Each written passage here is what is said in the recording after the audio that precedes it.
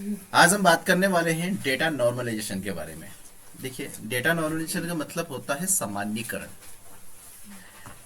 MS access के अंदर first unit में जो हमारा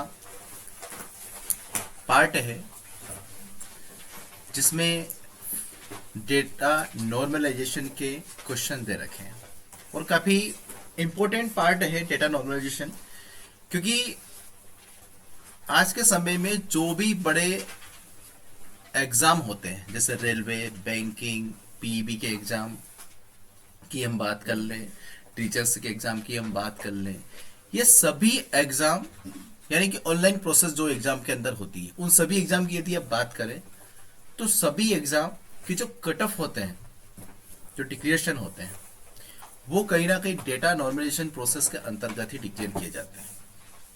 मतलब एक आवश्यक चीज है नॉर्मलाइजेशन, जिसको समझा जाए तो नॉर्मलाइजेशन डेटा को व्यवस्थित करने के लिए भी आवश्यक है और उन चीजों के लिए भी जो नॉर्मलाइजेशन प्रोसेस से गुजर के आपके किसी रिजल्ट को डिक्लेयर करते हैं, उसके लिए भी नॉर्मलाइजेशन प्रोसेस को समझना आवश्यक है। ना कि सिर्फ एग्जामिनेशन की बात है कि हम एग्जाम से रिलेट करें और एग्जामिनेशन के आधार पर ही उसको हम समझें।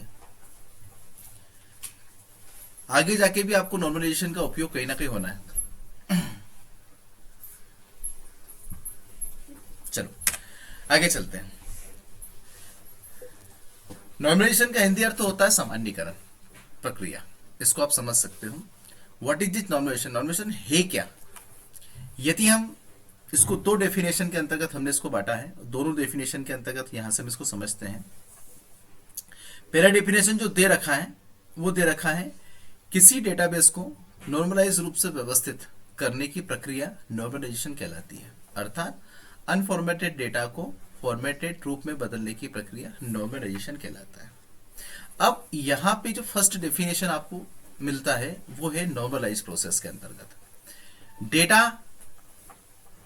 हमारे पास जो भी हो, व्यक्ति, वस्तु, जिस प्रकार का भी हो, उस डेटा को जब हम प्राप्त करते हैं या डेटा को इकट्ठा करते हैं कहीं से भी, तो वो व्यवस्थित ऑर्डर में नहीं होता, एक अव्यवस्थित ऑर्डर में होता है। एक डेटा का जो सीक्वेंस होता है वो व्यवस्थित क्रम में नहीं होता है।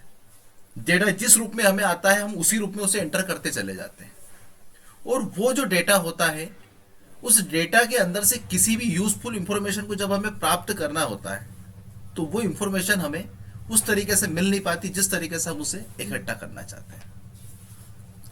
तो ऐसे डेटा को जो अनफॉर्मेटेड है, अनफॉर्मेटेड डेटा का मतलब होता है डेटा के अंदर कोई सीक्वेंस सही नहीं है, डेटा के अंदर व्यवस्थित रूप से उसे एंटर नहीं किया गया है, डेटा के अंदर कहीं भी कोई भी चीज अव्यवस्थित रूप से डाल दी गई है जैसा जिस रूप में उसे प्राप्त किया गया है। पहले यूजफुल इंफॉर्मेशन प्राप्त करने के लिए हमें डेटा को एक फॉर्मेटेड डेटा के अंदर शिफ्ट करना होता है, और ये जो प्रोसेस होती है यानी कि अनफॉर्मेटेड डेटा से फॉर्मेटेड डेटा को बदलने की जो प्रोसेस होती है वही प्रोसेस नॉर्मलाइजेशन प्रोसेस कहलाती है। इस नॉर्मलाइजेशन प्रोसेस के अंतर्गत कई चीजें डेटा के अंदर आती हैं, कुछ हटती हैं और कुछ जुड़ती हैं। जैसे नीचे की जो डेफिनेशन दे रखा है उसके अंदर दे रखा है normalisation is a process of organising the data in database to, ठीक है, avoid data redundancy, inserting organise, ठीक है, अपडेट ऑर्गेनाइज, ठीक है, एंड डिलीट एंड ऑर्गेनाइज। यानी कि आपके डेटा को ऑर्गेनाइज करने में नॉर्मलाइजेशन प्रोसेस आपकी मदद करती है।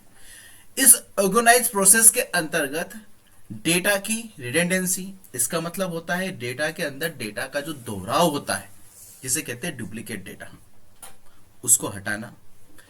इंसर्टेंसी यानी कि किसी भी डेटा के इंसर्टेंसी सही नहीं है, यानी कि डेटा को जिस प्रकार से इंसर्ट करना चाहिए था उस प्रकार से या अलग अलग रूपों में यदि आपने इंसर्ट कर दिया है उसे देखना। डेटा के अपडेशन को समझना, डेटा की डिलीटेशन प्रक्रिया को पूरा करना, यही नॉर्मलाइजेशन प्रोसेस होती है। इसे ही नॉर्मलाइजेशन कहा जाता है। इसे ही अनफॉर्मेटेड डेटा को फॉर्मेटेड रूप में बदलने की प्रोसेस होती जो इन सब चीजों से होकर गुजरती है। अब अगला क्वेश्चन होता है कि नॉर्मलाइज प्रोसेस के टाइप्स ऑफ नॉर्मलाइजेशन कितने प्रकार के होते हैं।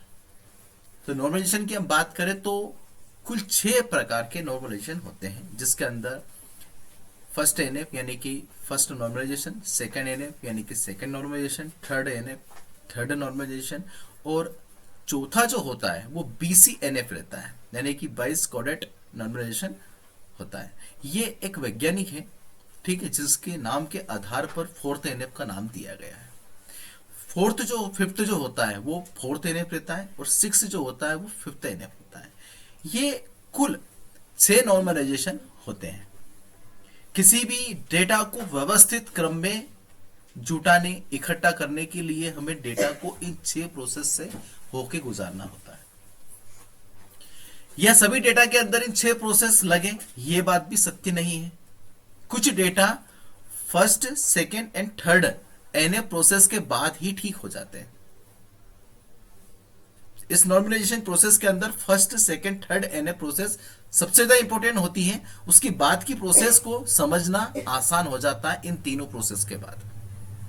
तो आज हम first, second, third NF process को समझेंगे और बाकी के एनएफ के बारे में भी जानकारी प्राप्त करेंगे कि इनका मतलब क्या होता है और ये क्या काम आते हैं। यदि हम फर्स्ट एनएफ की बात करते हैं तो फर्स्ट एनएफ होता क्या है, देखो यहां पे आप फर्स्ट एनएफ की बात करें तो हमने फर्स्ट एनएफ की एक थ्योरी यहां पे दे रखा है। फर्स्ट एनएफ क्या है और कब फर्स्ट एनएफ लागू होता है टेबल के ऊपर, हमने उसके बारे में यहां पे कुछ डिटेल दे रखा है। जैसे कि एक टेबल फर्स्ट एनएफ में तब होता है जब वहां टेबल में रिपीटिंग डेटा नहीं हो।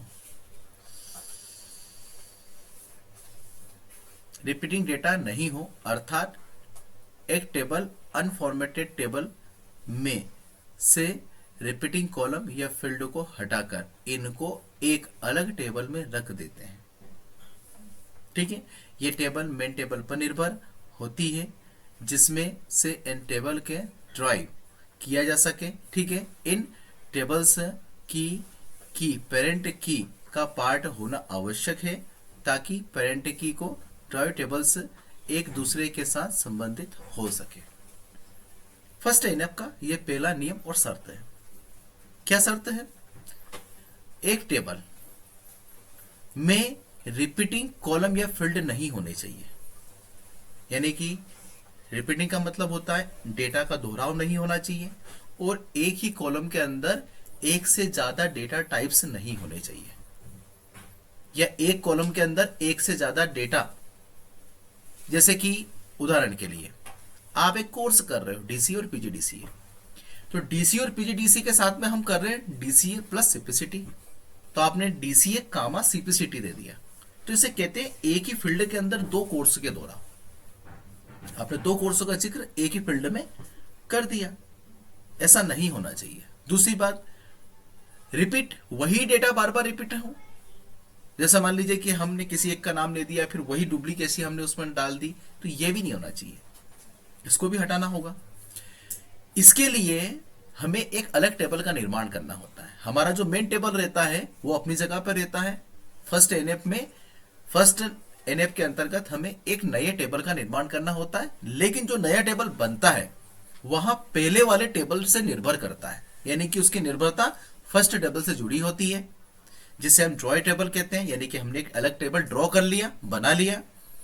उस ड्रॉ टेबल के अंतर्गत आपकी जो फर्स्ट प्राइमरी की है वही सेकंड टेबल के अंदर भी होने चाहिए। पेरेंट की का पार्ट मतलब प्राइमरी की का पार्ट होना उसे जरूरी है।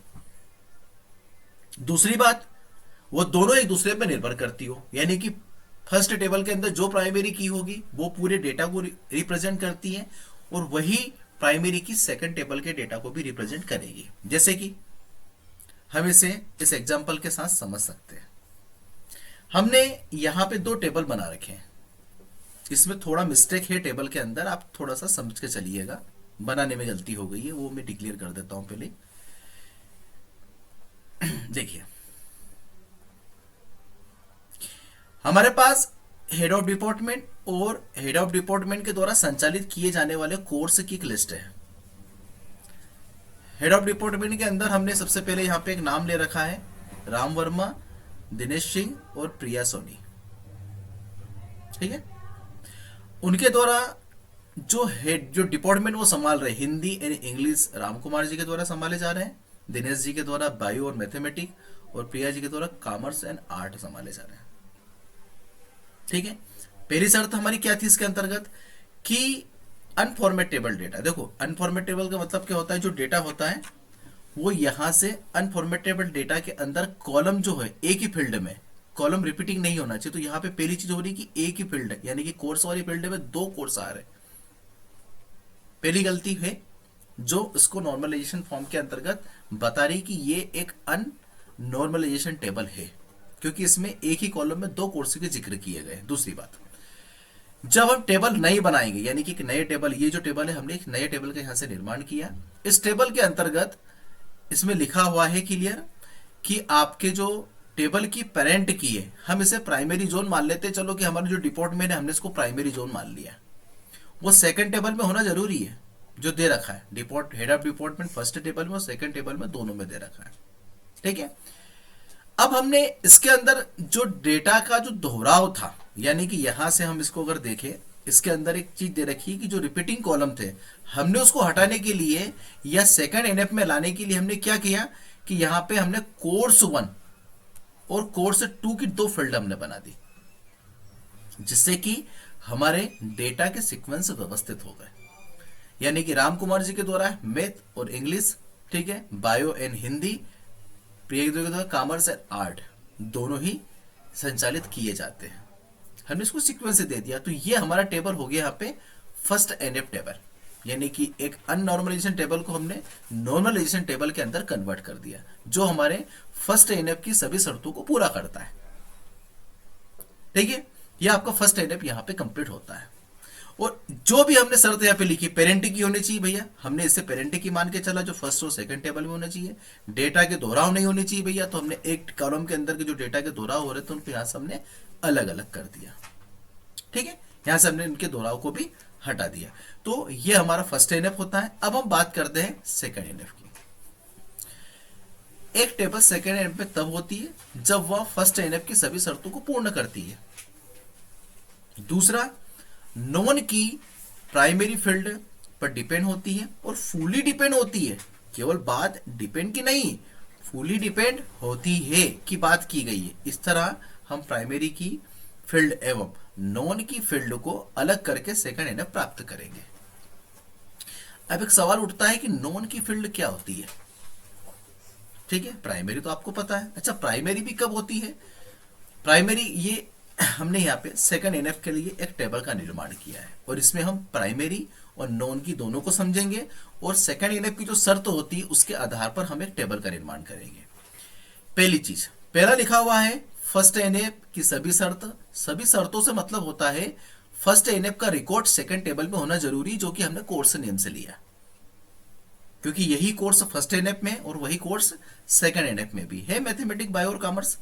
ठीक है, रिलेट करती है टेबल उससे, यानी कि रिलेटिंग डेटा, उससे जुड़ा हुआ डेटा हमारे पास होना चाहिए, उसकी शर्त इसमें लगी है।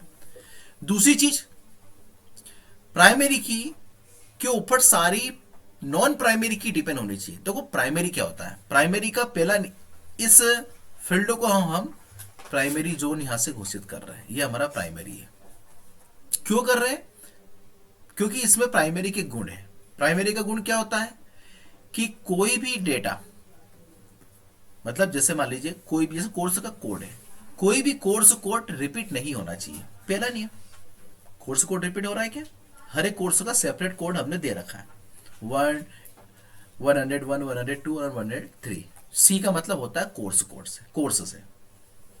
दूसरी चीज, नॉन वैल्यू नहीं होनी चाहिए। प्राइमरी का दूसरा नियम क्या रहता है कि नॉन वैल्यू नहीं होना चाहिए, यानी कि खाली वैल्यू को प्राइमरी एक्सेप्ट नहीं करता है। तो दोनों कंडीशन हमारी ये वाला फील्ड कंप्लीट करता है। पहला कि यहां पर डेटा रिपीट नहीं हो रहा है, दूसरा नॉन वैल्यू नहीं है। वो ये एक यूनिक है। यूनिक क्यों है? क्योंकि कोड किसी सब्जेक्ट का एक ही हो सकता है, एक से अधिक नहीं हो सकता। तो हमारा लिए ये एक यूनिक फील्ड है, इसलिए हमने इसको प्राइमरी बनाया। तो ये हमारा प्राइमरी हो गया। बाकी देखो, डेट के मामले में हम कह सकते हैं डेट, एक डेट पे दो एग्जाम भी हो सकती है, संभव है, इसलिए हम डेट को प्राइमरी जोन घोषित नहीं कर सकते। हाँ, एक ही डेट पे एक ही कोर्स के दो एग्जाम नहीं होंगे। एक ही डेट पर एक ही कोर्स के दो एग्जाम नहीं होते। कभी भी आपने बैचलर डिग्री में देखा क्या भैया, बीएससी का पेपर सुबह हुए, बीएससी का शाम को भी, ऐसा हुआ क्या?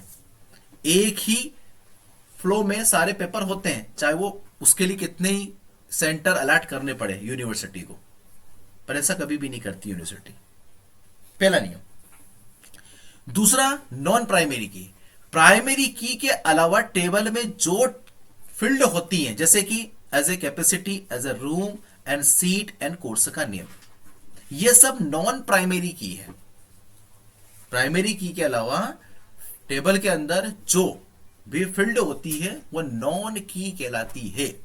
याद रखना, इसमें लिखा हुआ है नॉन की फील्ड। नॉन की फील्ड का मतलब ये सभी नॉन की फील्ड है, क्योंकि इन पे प्राइमरी जोन लागू नहीं है। प्राइमरी केवल हमारे फर्स्ट कॉलम पर ही लागू हुआ है।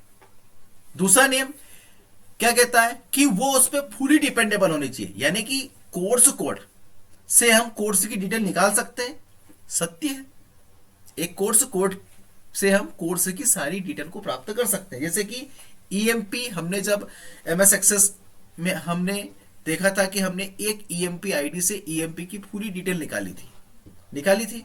क्यों? क्योंकि वो हमारा प्राइमरी जोन था। इसी प्रकार से यहां पर भी यदि हम एक कोर्स कोड से चाहें तो किस डेट पर है, किस कोर्स का एग्जाम है, कितनी सीट उसके अंदर है, कौन से रूम में होगा और उस रूम की कैपेसिटी क्या है, वो सारी डिटेल हम प्राप्त कर सकते हैं।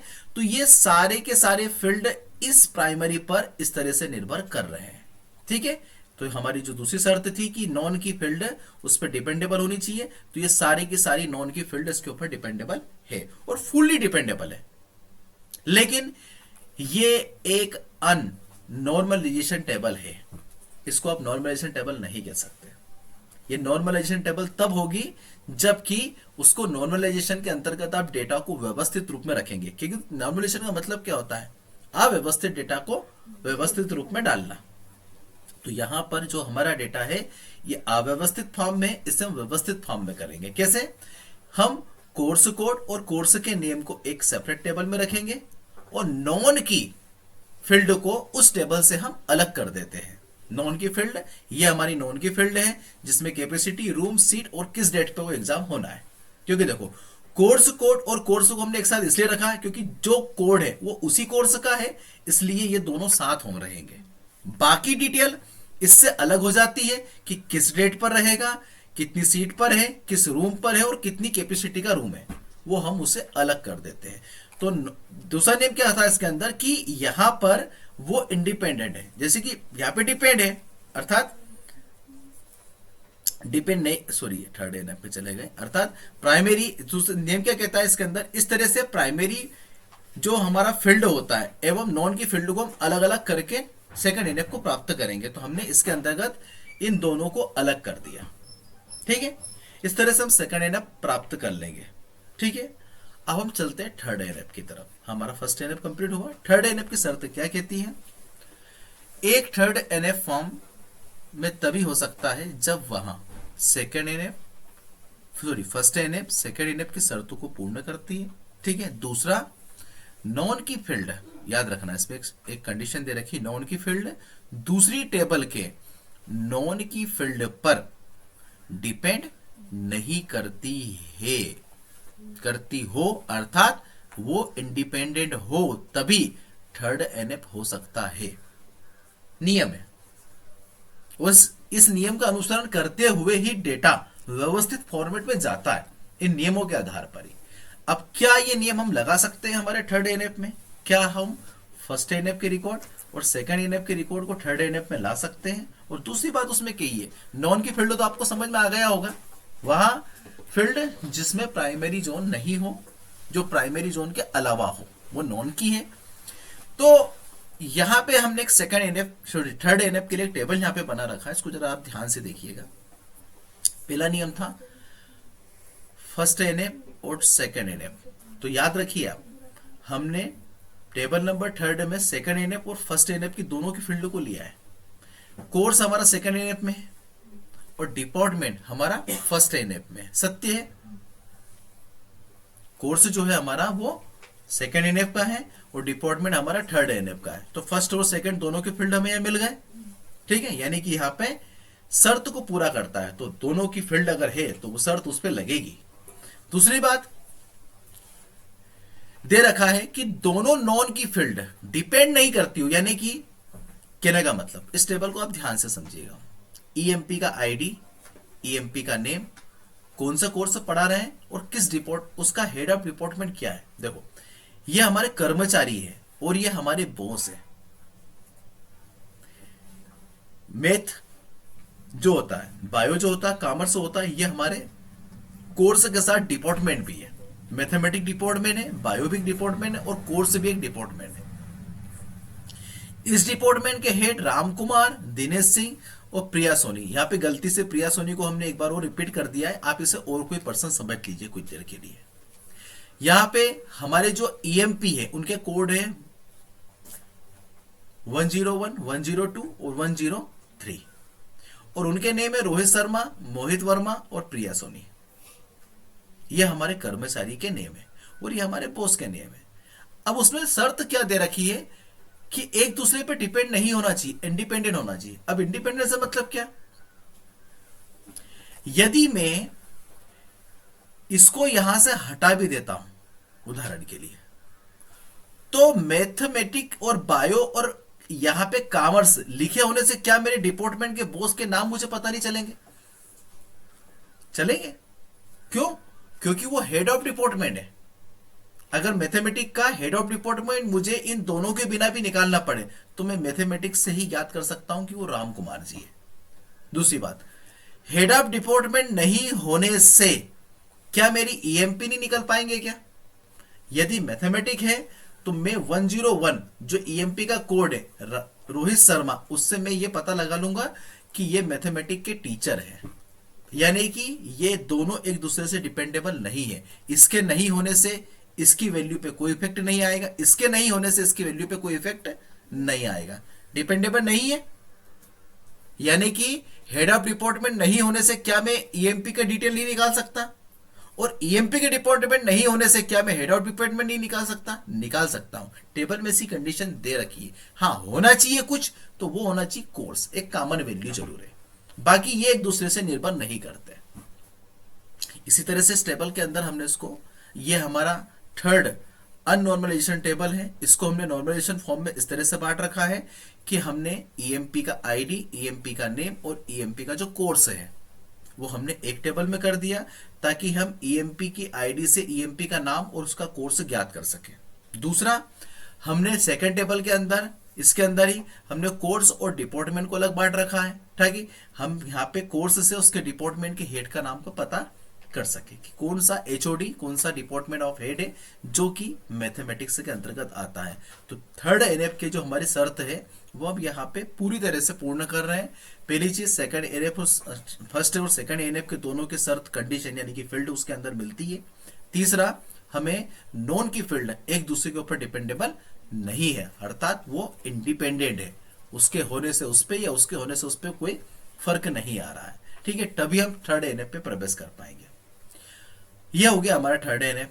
अगर इन तीनों एनएफ को आप अच्छे से समझते हैं तो बाकी के एनएफ इतना डिफिकल्ट नहीं होते हैं, क्योंकि वो इसी के आधार पर अपनी वैल्यू को रिप्रेजेंट करते हैं। अब बाकी जो एनएफ बचते हैं, बीसी एनएफ या फोर्थ एनएफ या फिफ्थ एनएफ, तो वो बीसी एनएफ की सर कंडीशन क्या होती है? वायस्कॉडेट एक वैज्ञानिक जिन्होंने फोर्थ एनएफ को जन्म दिया, उनके नाम पर ही बीसी एनएफ बना है। सबसे बड़ी बात इसके अंदर क्या होती है, देखो बीसीएनएफ थर्ड नॉर्मलाइजेशन जो होता है का सैंपलियर फॉर्मेट होता है, लेकिन थर्ड एनएफ की तुलना में अधिक स्ट्रिक्ट होता है, सख्त बहुत है। कुछ भी गलती उसके अंदर अगर है तो वो फोर्थ एनएफ में प्रवेश नहीं करेगा, यानी कि बीसीएनएफ में नहीं जाएगा। दूसरी चीज थोड़ा सा समझने की बात है, प्रत्येक रिलेशन जो है यहाँ पे रिलेशन थर्ड एनएफ में होती है। ठीक है, बीसीएनएफ की प्रत्येक चीज थर्ड एनएफ में है, क्योंकि बीसीएनएफ थर्ड एनएफ से मिलकर ही बनता है, तो उसकी प्रत्येक रिलेशन जो होगी वो बीसीएनएफ में होगी। लेकिन यहां आवश्यक नहीं है कि BCNF के प्रत्येक चीज थर्ड NF में हो। जरा ध्यान से पढ़िए, हालांकि इसमें लिखा है, हालांकि यहां रिलेशन थर्ड NF में हो, यहां आवश्यक नहीं है कि यहां BCNF में भी होगा। जरा शर्तों को समझने की कोशिश करने की बात है। यहाँ पे थर्ड का सब कुछ लागू BCNF में होगा, लेकिन BCNF का सब कुछ लागू थर्ड NF में हो, यहां आवश्यक नहीं है, तभी आप BCNF बना सकते हैं। इसके अलावा फोर्थ NF क्या कहता है? फोर्थ NF BC का ही एक्सटेंशन रूप है, जिसके रूप में उसे इंट्रोड्यूस किया गया है। यानी कि जो हमारा BCNF बनता है वही फोर्थ के अंदर प्रवेश करता है, उसी का एक्सटेंशन इसी में लगता है। ठीक है, इसी का ही इंट्रोड्यूस इसमें किया गया है। फिफ्थ NF जो होता है, जो हमारा छठा NF है, वो रहता है यहां पे, इसके अंदर ज्वाइंट डिपेंडेंसी की बात की गई है। दूसरी मल्टी वैल्यूड डिपेंडेंसी जनरलाइजेशन ये करता है। कहने का मतलब फिफ्थ NF ज्वाइंट डिपेंडेंसी पर आधारित होती है। ठीक है, इसे PGNF कहा जाता है जब ये ज्वाइंट डिपेंडेंसी बनाती है, यानी कि प्रोजेक्ट ज्वाइंट नॉर्मल फॉर्म, इसलिए इसे PGNF भी कहते हैं, फिफ्थ NF भी कहते हैं। ठीक है, क्योंकि ज्वाइंट का मतलब होता है एक से ज्यादा, इसीलिए ये मल्टी वैल्यूड डिपेंडेंसी को जनरलाइज करता है। एक से ज्यादा वैल्यूओं को दिखाने की कैपेसिटी इसके अंदर होती है, तब ये फिफ्थ NF में प्रवेश करता है। तो ये हमारे पांचों नॉर्मलाइजेशन प्रोसेस है। ठीक है, सॉरी छह ही नॉर्मलाइजेशन प्रोसेस है। ठीक है, जिसके अंतर्गत हमने सभी नॉर्मलाइजेशन प्रोसेस और उनकी शर्त के आधार पर हमने यहाँ पे टेबल्स को क्रिएट किया, और वो टेबल्स उन शर्त के आधार पर ही हमने बनाई है ताकि उसकी प्रोसेस को एनालाइज किया जा सके। ठीक है, तो ये हमारा नॉर्मलाइजेशन का एक चैप्टर था आज। ठीक है, कि हम कैसे नॉर्मलाइजेशन प्रोसेस को समझ सकते हैं। ठीक है, आज के लिए इतना ही। ठीक है, bye, have a nice day.